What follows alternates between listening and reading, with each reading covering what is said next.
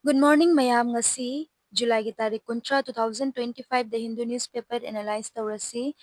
ngasi ki parakadaba news amadi magi notes makada piriba Telegram channel digital learning as the phangani channel asigi link description da hapcharake. So, ahanba topic sidi Manipur gi su SIR special intensive revision haugadore ba voter update tawbado kana sigare or kana anauba mi mayam ama voter kagadabano aduga illegal immigrant kaya mayam ama sida voter list kano challaga mi leitaba khotaba aduga atopa state su voter chanba or Manipur su voter chanba dumaina double chapa mayam yawidina ko adu mayam do kano toroktuine ba yang tuine हाइबदी NRC की मौंग दने बलाइसे NRC बे direct नते अदुगी मौंग दने बला तुइसे हजि बिहार दा सिगी कना controversy supreme court गा case काना दना तौरिबो को अखोई मणिपुर दा सोम हौरक तोरे बसिसे एंड नेक्स्ट आर्टिकल सिना यूके नसु रिकॉग्नाइज तौदोरे फिलिस्तीन से हंदा की United Nation General Assembly meeting तौगदोरे मीटिंग सिदा सेप्टेम्बर दा तौदोने करिगुम्बा हजि इजराइल ना हजि बॉम थादरिबो खोतरिबो मयाम अमा एट्स मनुंग चंगहनद्रिबा सि मयाम से लेप्तबा तारगदि फिलिस्तीन से मयाम अमा सपोर्ट तौरगा मोगी एक्शन लखलकनि हाना दुमाइना हायरमेबो रिकॉग्नाइज तौगनि हाना नेक्स्ट नेसिना will intervene without fail if mass exclusion is found in Bihar draft poll rolls Supreme Court na hojik election commission of India na Bihar da SIR tawdo special intensive revision Manipur da tawbado tawrak tuine ba ko adumaina hojik Bihar da already haugreba mogi di hayeng August ki tang amadasu draft voter list ama same grane ba ko tang aduga September ki tang guntra si pawbada same saba matam lohendoine ba correction gi adumaina karigumba sigi manung shida moina mi asiba mayam ama sikiba mayam ama yawi haina manungshida mana kakatpa yawiba voter ID voter list mayam ama adudo kakatpado mido kairigumba miduna aise hingi adugo sidadi siri haina kaktale hai pataraga Supreme Court adugi poto kana taw intervene tawrakani without fail mido hapangani aduga election commission ni matakta su action lakutkani haina adumaina hairami next in Tamil Nadu and Kerala petition will kick off presidential reference hearing president Tamil Nadu Kerala ayamana South East State governor bill pass tawba matamda mogi assembly dagi di bill pass tawba ado governor gi sign yaudri fawbudi bill do chana ba yadamnina ek on ba yadamnina kaidoni governor na zagi center gi influence laga sign to bidaba assent to bidaba adu dagi kedore Supreme Court court kana re adu president yawra ine masigi matang dane president na reference ama pirakpa adu reference gi matang yani yaro haina khatna baduneba अरोइब article सिना terrorist अहुम Pahalgam attack ता अखोगी India की कने tourist मयाम अमदा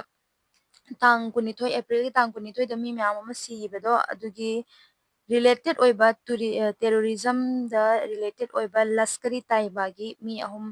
hatreba ko adugi matang dani ncg picture sina chief electoral office officer manipur sida moi unaraga SIR do hona ba kona bagi wari shana ba to adugi matang dani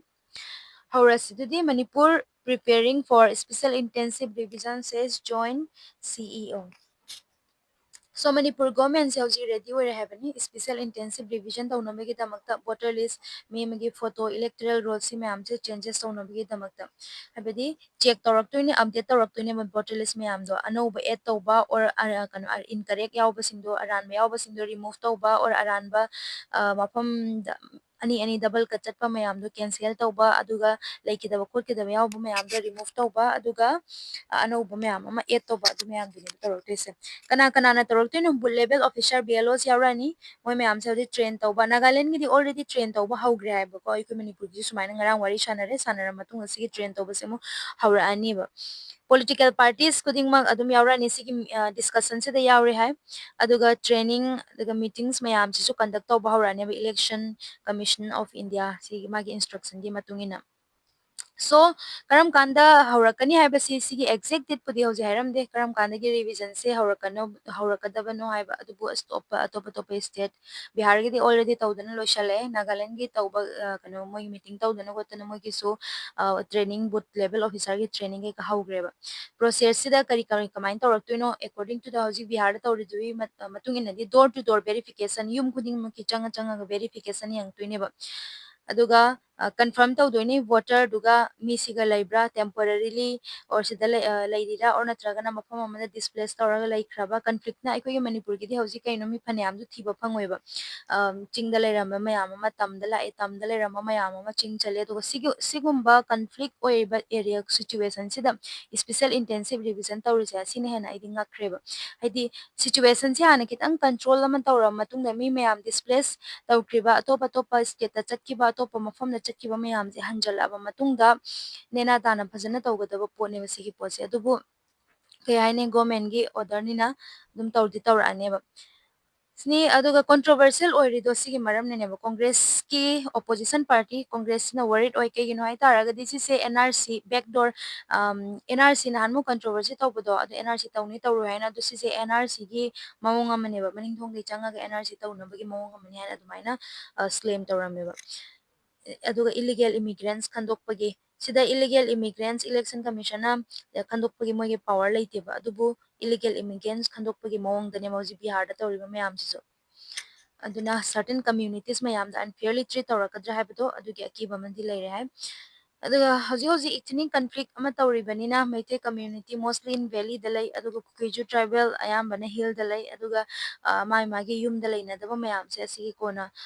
asigi ju case acho acho mayam ama lakine ba bihar gi laise asidi khajikta ne manipur gi ne na mayam ama sigi case lakine ba nagaland di already blo gi mogi training process hogre aduga voter list update tawno bagi damakta moi de ready oigre sem sadana hoje state ta manipur state di president rule lairi adubu hojiksu adum sigi tawno bagi damakta sem saba haugaleba sini next our see UK to recognize state of Palestine in September unless Israel commit to trust. United Kingdom ne announce tawre mana state of Palestine se kano to recognize tawgani ana September gi 2025 hana ki September sta United Nations General Assembly September ta tawgani ba kaigumba Israel na serious step lokotaba taragadi mogi violence hoji mana Gaza da tawriba se asile handaba taragadi hana UK na kaino pami sai taragadi si hariba mayam se sagi Gaza da war tawriba do ceasefire tawno bigi damaktane ba adagi United Nation na humanitarian aid mayam ama Gaza da thinjaliba mayam food water medicine si mayam se Israel na thingaga lay se thingdana bagi aduga long term peace ama purakna bagi promise ko mapam bhai tare settlement or annexation se amta tawdaba hauji anoba settlement kanona Israel na Palestine mafam mayam am lawsa laga settlement anoba sagaliba mayam West Bank da tawriba mayam annexation tawriba migi lam kwashaliba mayam se amta question daba adum hojik leiriba mawong se sum se thambane ba aduga two state solution se hojik danger dalai si se two state solution se fazana maintain tawno bagi damaktane ba sini sida se Israel na kaigumba si se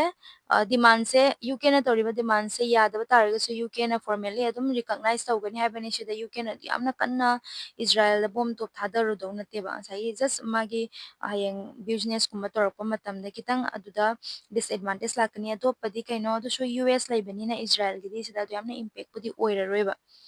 adubu yam achoba country amadagi smaini step locally se asigi important ni mayam ama adi UK gi matung illaga mayam ama su lokalak tuini ba sini se United Nations General Assembly ki matung ina aikoina mu yenga si atop atop country karam karamba recognize tawduino France ki su nahan talaw thokre July ki tang 12 da Emmanuel Macron ko France ki president manas United Nations General Assembly da aikoi su kanobu recognize tawrani haine Israel kanobu Palestine bu aduga hauji US President Donald Trump UK ki Prime Minister se Keir Starmer se ma unayaba ko unaba kanda su Donald Trump so yamna oppose pudi tawramdeba sini what did UK government ngasai ge UK government hoji hoji kari hai taragadi haibadi recognize Palestine se aidi Palestine se ikone recognize to buje sina enough na te conflict so sina phadauba na te directly lepan gadam na te sai two state solution se danger dalai adugi kamain tawni UK su Jordan ga kai ka topa topa country ga wari shanaraga aikoina khong thangjali dumaina atopa country su khong thangjalaga habidi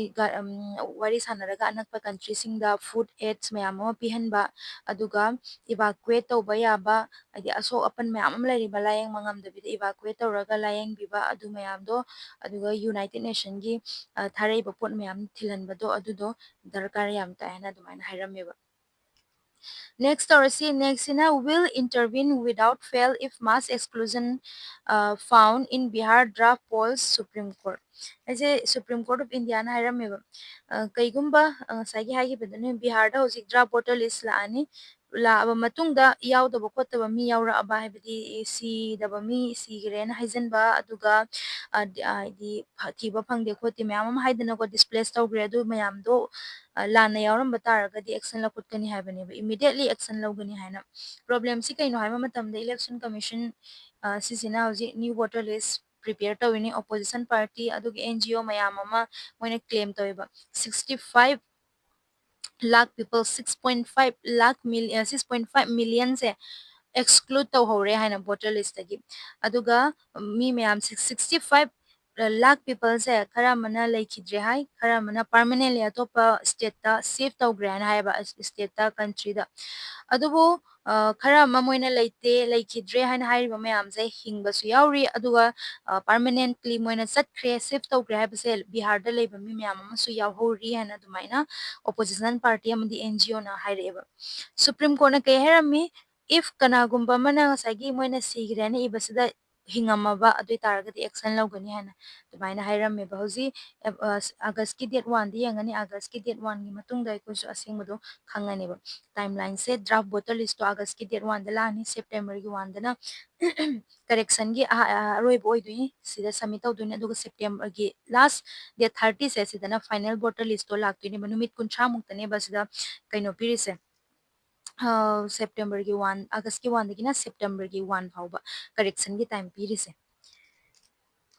do lawyer Kapil Sibal se petitioner moine petition tawini moine haise election commission mi mayam ama sikhi haina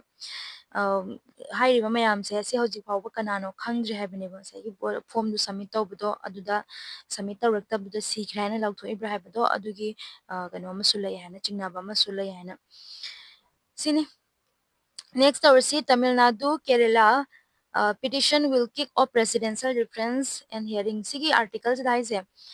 adum haipe dum samlapna hairakeba president of India na presidential reference ama thaiba Supreme Court ta under article 143 gi mamang dane bako 143 of the constitution sigi matungina sida hangame mana ken the Supreme Court na ngasagi deadline ama piba yabra president or governor da state ki bill ama accept tauba or natragana reject tauba sabidi tha amagi manungda 1 month ki manungda or 2 month ki manungda 3 month ki manungda dumaina approve taugadamni or natragana reject taugadamni haina adu daire se sagi presidential reference se kai dewi under article 133 de yawe president na Supreme Court ta hangba yai ba advice lo ba yai legal question hangaba matungda sini background of the case kai no ma tamda Tamil Nadu aduga Kerala several cases moigi cases me ama laikre moina bill me ama moigi state assembly da pass taweba assembly da pass tawre local ki state laws ni pass tawre matungda governor na kai tawre reject su tawdaba approve su tawdaba bill do aduga matam kuina chahi ama ani ahum loina mak thamjal namjalaga aduna state ki function da interfere tawi hana state na kano da Supreme Court ta wakatleba petition thareba aduga petition file tawbudo adugidi sigi delay oiba sisina frustration oiba haitare government ta aduga political bias ni governor di center gi puppet ni kan me amma yaw kibne ba aduda chalarosi adu Supreme Court na kai dawre criticize tawe governor na tawriba se lali delay tawri se lali haina adudagidi union government aduga president si mayam sini reference ama Supreme Court ta hangeba Supreme Court na sige power si laibra president amadi governor da kano timeline se pibagi leite do kona hairaktoini hauji magi hearing taw matamda sini adura Tamil Nadu ga Kerala dana Kerala ga Tamil Nadu ga haise kaino reference se legally acceptable natte maramdi sigi issue se already mamang moina president na reference tawrakchinga da already discuss tawgrabne ba sigi issue se Supreme Court aduna anjana president hangpagi si se legally acceptable natte ko te hana adubu Supreme Court na kangi legally acceptable na Supreme Court na accept tawre adugi matung hearing su tawba hawra aneba Supreme Court na hirame aikoi August ki tang 18 hearing tawgani sigi case sigi aduga judge mangagi committee koi kano ma constitution ni bench ama seme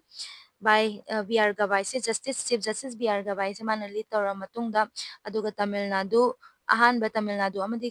ꯀꯦꯔꯂꯥꯒꯤ ꯑꯣꯕꯖꯦꯛꯁꯟꯁꯤ ꯃꯌꯥꯝꯁꯤ first hearing ꯇꯧꯗꯣꯏꯅꯤ, ꯑꯗꯨꯒꯤ ꯃꯇꯨꯡꯗ ꯔꯤꯐꯔꯦꯟꯁꯁꯦ ꯁꯤꯒꯤ ꯃꯇꯥꯡꯗ ꯋꯥꯔꯤ ꯁꯥꯗꯣꯏꯅꯦꯕ꯫ ꯁꯤꯗ ꯌꯥꯎꯔꯤꯕ ꯃꯌꯥꯝꯁꯦ ꯒꯣꯚꯔꯅꯔꯒꯤ ꯍꯥꯏꯕꯗꯤ ꯁ꯭ꯇꯦꯠ ꯀꯩꯅꯣꯒꯤ ꯌꯨꯅꯤꯌꯟ ꯒꯣꯚꯔꯟꯃꯦꯟꯠꯒꯤ ꯃꯥꯒꯤ ꯑꯦꯇꯣꯔꯅꯤ ꯖꯦꯅꯔꯦꯜ ꯌꯥꯎꯔꯦ, ꯁꯣꯂꯤꯁꯤꯇꯔ ꯖꯦꯅꯔꯦꯜ ꯌꯥꯎꯔꯦ, ꯑꯗꯨꯒꯤ ꯃꯇꯨꯡꯗ ꯇꯥꯃꯤꯜ ꯅꯥꯗꯨꯒꯤ ꯀꯦꯔꯂꯥꯒꯤꯁꯨ ꯂꯣꯌꯔ 3-4 ꯑꯗꯨꯃꯥꯏꯅ ꯌꯥꯎꯔꯦ꯫ ꯑꯗꯨꯒꯤ ꯃꯇꯨꯡꯗ ꯍꯧꯖꯤꯛ ꯀꯦꯁꯁꯦ ꯀꯥꯟꯅꯔꯅꯦꯕ꯫ ꯑꯥꯒꯁꯀꯤ 12ꯁꯤꯗ ꯄꯥꯔꯇꯤ ꯈꯨꯗꯤꯡꯃꯛ ꯃꯥꯒꯤ ꯑꯥꯔꯒꯨꯃꯦꯟ ꯁꯕꯃꯤꯠ ꯇꯧꯔꯛꯑꯣ ꯍꯥꯏꯔꯦ꯫ ꯑꯥꯒꯁꯀꯤ ꯇꯥꯡ 18, 20, 22, 23ꯁꯤꯗ ꯌꯨꯅꯤꯌꯟ ꯒꯣꯚꯔꯟꯃꯦꯟꯠꯒꯤ ꯑꯥꯔꯒꯨꯃꯦꯟ ꯁꯕꯃꯤꯠ ꯇꯧꯔꯛꯑꯣ ꯍꯥꯏꯔꯦ꯫ ꯑꯥꯒꯁꯀꯤ ꯇꯥꯡ 19ꯁꯤꯗꯅ ꯁꯦꯞꯇꯦꯝꯕꯔ, ꯑꯗꯨꯒ ꯁꯦꯞꯇꯦꯝꯕꯔꯒꯤ ꯇꯥꯡ 2, 3, 4 ꯁꯤꯗꯅ ꯑꯣꯄꯣꯖꯤꯡ ꯇꯧꯔꯣ ꯍꯥꯏꯔꯦ ꯁ꯭ꯇꯦꯠꯀꯤ ꯉꯁꯥꯏꯒꯤ ꯁ꯭ꯇꯦꯠꯅ ꯔꯤꯄ꯭ꯂꯥꯏ ꯄꯤꯒꯗꯕ, ꯑꯗꯣ ꯁꯦꯞꯇꯦꯝꯕꯔ 10ꯗ ꯐꯥꯏꯅꯦꯜꯂꯤ ꯌꯨꯅꯤꯌꯟ ꯒꯣꯚꯔꯟꯃꯦꯟꯠꯗ ꯔꯤꯄ꯭ꯂꯥꯏ ꯄꯤꯗꯣꯏꯅꯦꯕ, ꯌꯨꯅꯤꯌꯟ ꯒꯣꯚꯔꯟꯃꯦꯟꯠꯅ ꯔꯤꯄ꯭ꯂꯥꯏ ꯄꯤꯗꯣꯏꯅꯦꯕ꯫ ꯁꯤꯅꯤ ꯁꯨꯃꯥꯏꯅꯅꯦ ꯍꯥꯏꯅ ꯁꯤꯅꯤ ꯒꯣꯚꯔꯅꯔꯅ ꯉꯁꯥꯏꯒꯤ ꯁ꯭ꯇꯦꯠꯀꯤ ꯕꯤꯜꯁꯦ ꯑꯦꯛ ꯑꯣꯜꯍꯟꯗꯕ ꯍꯥꯏꯇꯥꯔꯦ, ꯗꯤꯅꯥꯏ ꯇꯧꯕ, ꯗꯤꯂꯦ ꯇꯧꯕ, ꯑꯗꯨꯗꯒꯤꯅꯦꯕ ꯁꯤꯒꯤ ꯏꯝꯄꯣꯔꯇꯦꯟ ꯍꯥꯏꯗꯤ ꯁꯤꯒꯤ ꯏꯁꯨ ꯃꯌꯥꯝꯁꯦ ꯁꯥꯒꯠꯂꯛꯈ꯭ꯔꯤꯁꯦ꯫ ꯅꯦꯛꯁꯁꯤꯅ 3 ꯇꯦꯔꯣꯔꯤꯁ ꯕꯤꯍꯥꯏꯟ ꯄꯦꯍꯜꯒꯥꯝ ꯀꯤꯜ, ꯒꯣꯚꯔꯟꯃꯦꯟꯠꯅ ꯍꯥꯏꯔꯝꯃꯤ ꯄꯥꯀꯤꯁꯇꯥꯅꯤꯒꯤ ꯇꯦꯔꯣꯔꯤꯁ ꯃꯤ 3 ꯑꯦꯄ꯭ꯔꯤꯜꯒꯤ ꯇꯥꯡ 22ꯗ ꯇꯦꯔꯔ ꯑꯦꯇꯦꯛ ꯇꯧꯕꯗꯣ ꯄꯦꯍꯜꯒꯥꯝꯅ ꯖꯝꯃꯨ ꯑꯦꯟ ꯀꯥꯁꯃꯤꯔꯗ, ꯑꯗꯨ ꯃꯤ ꯃꯌꯥꯝ ꯑꯃ ꯁꯤꯈꯤꯗꯅꯀꯣ, ꯑꯗꯨꯒꯤ ꯃꯇꯥꯡꯗꯅꯤ ꯃꯣꯏꯁꯨ ꯁꯤꯔꯦ ꯍꯥꯏꯅ ꯍꯥꯏ꯫ ꯀꯔꯝꯕ ꯃꯐꯝꯗ? ꯗꯆꯤꯡꯒꯝ ꯍꯥꯏꯔꯤꯕ ꯁ꯭ꯔꯤꯅꯒꯔꯒꯤ ꯅꯤꯡꯊꯧꯀꯥꯕ ꯅꯨꯃꯤꯠꯇ ꯍꯥꯠꯈꯤꯕꯅꯤ ꯍꯥꯏꯅ ꯑꯗꯨꯃꯥꯏꯅ ꯍꯥꯏꯔꯝꯃꯦꯕ꯫ Union home minister Amit Shah ꯑꯗꯨꯒ ꯄ꯭ꯔꯥꯏꯝ ꯃꯤꯅꯤꯁꯇꯔ ꯃꯣꯗꯤ ꯃꯣꯏꯅ ꯂꯣꯛ ꯁꯚꯥꯗ ꯄꯥꯔꯂꯥꯃꯦꯟꯗ ꯇ꯭ꯌꯨꯁꯗꯦ ꯅꯨꯃꯤꯠꯇ ꯑꯗꯨꯃꯥꯏꯅ ꯍꯥꯏꯔꯝꯃꯦꯕ꯫ ꯑꯗꯨꯒ ꯃꯣꯏꯅ ꯍꯥꯏꯗꯤ ꯑꯣꯄꯔꯦꯁꯟ ꯁꯤꯟꯗꯨꯔ ꯑꯗꯨꯒ ꯃꯣꯏ ꯀꯩꯅꯣꯁꯤ ꯃꯌꯥꯝꯁꯦ ꯁꯛꯁꯦꯁꯀꯤ ꯃꯇꯥꯡꯗ ꯍꯥꯏꯔꯝꯃꯤ꯫ ꯀꯃꯥꯏꯅ ꯇꯧꯔꯒ ꯑꯥꯏꯗꯦꯟꯇꯤꯐꯥꯏ ꯇꯧꯕꯅꯣ? ꯕꯦꯂꯤꯁꯇꯤꯛ ꯇꯦꯁ ꯇꯧꯔꯦ, ꯐꯣꯔꯦꯟꯁꯤꯛ ꯔꯤꯄꯣꯔꯠ ꯑꯦꯟ ꯁ꯭ꯇꯦꯠꯃꯦꯟ ꯃꯌꯥꯝ ꯑꯃ, ꯑꯥꯏ ꯋꯤꯠꯅꯦꯁ 3ꯗꯒꯤ ꯁ꯭ꯇꯦꯠꯃꯦꯟ ꯂꯧꯔꯦ, ꯑꯗꯨꯒꯤ ꯃꯇꯨꯡꯗ